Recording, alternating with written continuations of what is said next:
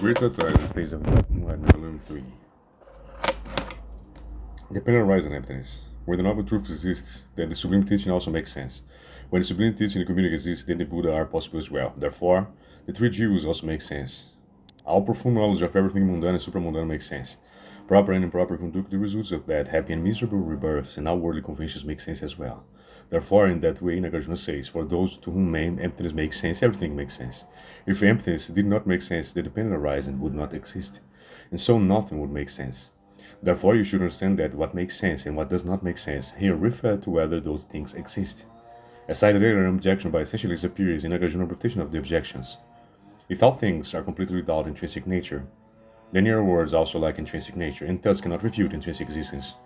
The Master Nagarjuna clearly answers that functionality is tenable within the context of the absence of intrinsic existence.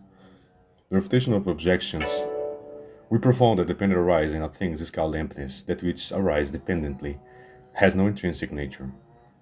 Also, Nagarjuna's own commentary on the refutation of objections, Vigraha, Vyavartini Verti, he says, failing to comprehend the emptiness of things, you essentially look for something to criticize and argue against the Madhyamikas, saying, your words lack intrinsic nature, and therefore cannot refute intrinsic existence of things. Here, in Madhyamaka, the dependent arising of things is emptiness. Why? Because they lack intrinsic nature. Those things that arise dependently are not associated with intrinsic nature because they lack intrinsic nature. Why? Because they rely on causing conditions. If things had intrinsic nature, then they would exist even without causing conditions. Since such is not the case, they lack intrinsic nature.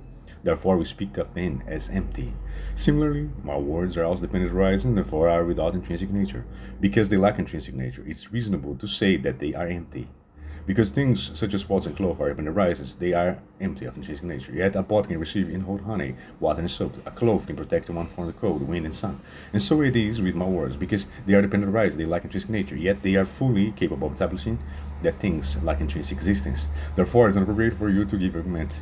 Because your words lack intrinsic nature, it's not tenable that they refute the intrinsic existence of all things. Just one more reading of the Great Treatise, Volume 3.